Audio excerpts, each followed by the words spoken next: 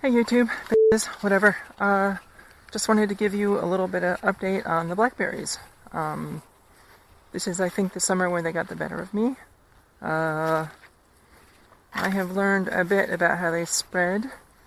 You can see where there was a fire here 2 months ago, maybe? And the roots have been slow to penetrate there. There's another fire over here. Another fire over here. Seems to be pretty much the only thing that really does a good job keeping them down. Otherwise, they're pretty freaking tenacious little pieces of shit, so they keep trying to come back, unfortunately. This is just something I did to feed the birds. This is going to be kind of gross underneath, so sensitive viewers, shield your eyes. Probably stuff living underneath here. Oh, okay, see, here's another place where the fire was, and oh, that's not too bad. You can still see some ashes down here.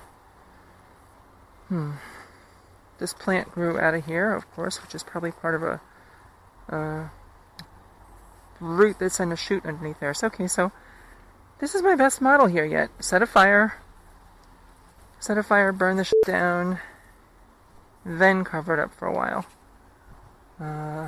Ooh, wow.